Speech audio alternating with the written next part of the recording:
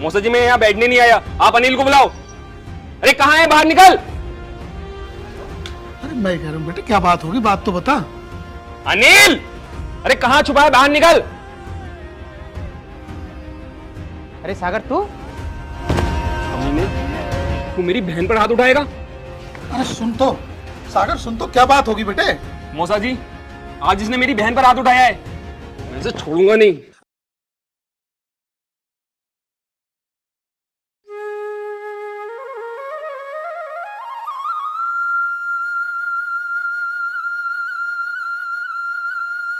अरे सरिता, ओ सरिता, अरे कहाँ मर गई? अरे मैं काम के लिए लेट हो रहा हूँ, मेरे जूते कहाँ हैं? आई जी आई। जी बोलिए। मैं तुझे कब से आवाज लगा रहा हूँ, तुझे आवाज नहीं आ रही? जी वो मैं खाना बना रही थी। मेरे जूते कहाँ हैं?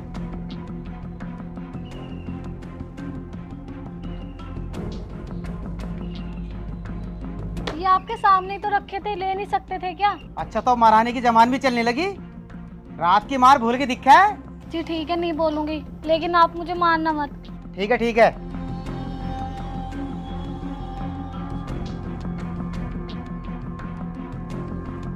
बेटे अनिल, हाँ पापा।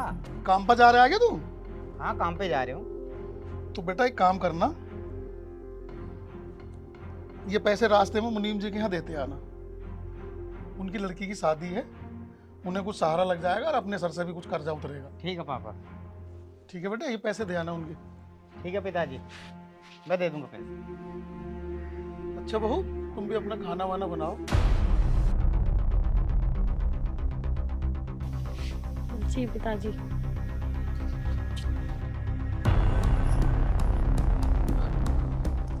ओफो, ये लड़का भी ना दिमाग से बिल्कुल पैदल ही है, अपना सामान भी कहीं भूल जाता। बहू, ओ बहू, बेटे सुनना जरा। हाँ पिताजी।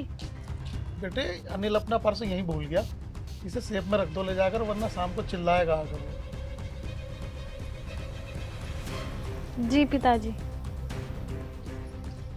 अरे सुनो बेटा। जी। बेटे तुम दोनों के बीच में कोई ऐसी बात तो नहीं जो तुम मुझसे छुपा रहे हो? सब कुछ ठीक तो चल रहा है तुम दोनों के बीच में? नहीं पिताजी, ऐसी कोई बात नहीं है, भला मैं आपसे कुछ क्यों छुपाऊंगी। ठीक है बेटा, तुम जाओ।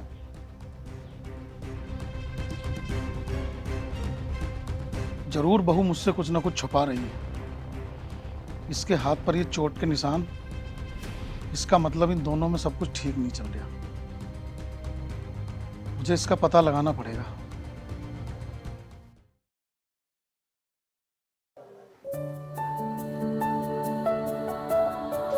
अरे अनिल। हाँ पापा। बेटे जरा इधर आ, मुझे तुझसे कुछ बात करनी है। बताओ। मैं कह रहा था बेटे, मुनीम के पैसे दे आया? मुनीम के तो पैसे दे। तेरे हाथों में जान नहीं है क्या? मेरे सारे कपड़े भिगो दिए। चल मेरे कपड़े लेकर आ। ठीक है पिताजी, मैं कपड़े चेंज करके आता हूँ।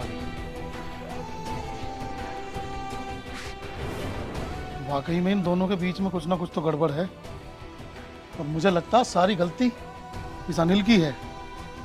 मुझे कुछ ना कुछ करना ही पड़ेगा।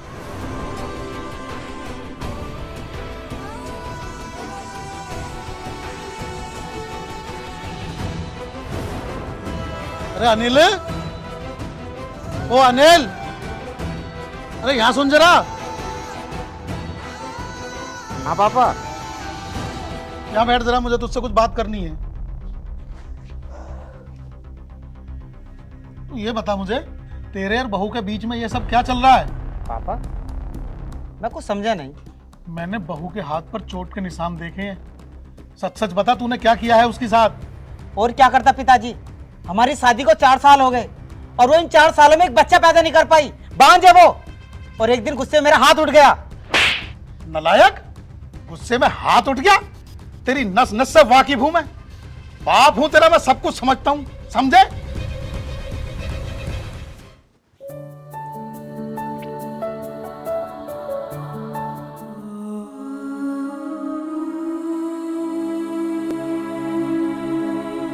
बहन, मैं तेरी शादी ऐसे घर में करूंगा जहां तू रानी बन के रहेगी, राज करेगी राज।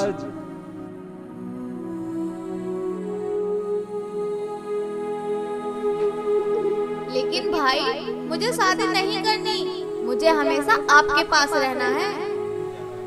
बहन, देख लड़की ना पराया धन होती है, तुम्हें एक न एक दिन अपने घर जाना होता है।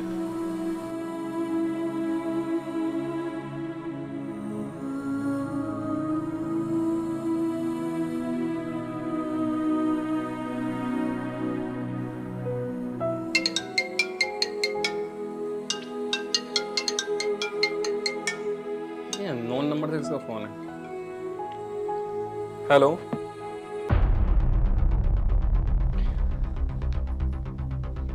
तुझसे कितनी बार बोला है मैंने कि अपने हाथ पैर ढक के रखा कर। हेलो। तेरी वजह से आज पिताजी ने मुझे कितनी खरी खोटी सुनाई है। अब देख मैं तेरा क्या हाल करता हूं। हेलो सरिता। नहीं, मैंने कुछ नहीं बोला। नहीं नहीं नहीं नहीं। अच्छा, आप करेगी शिकायत हैं? आज तेरी खाल उधेड़ कर फेंक दूंगा मैं, हैं? नहीं, मैंने कुछ नहीं बोला। प्लीज तेरी नहीं वजह से पिताजी ने मेरे साथ। नहीं, मैंने कुछ नहीं बोला।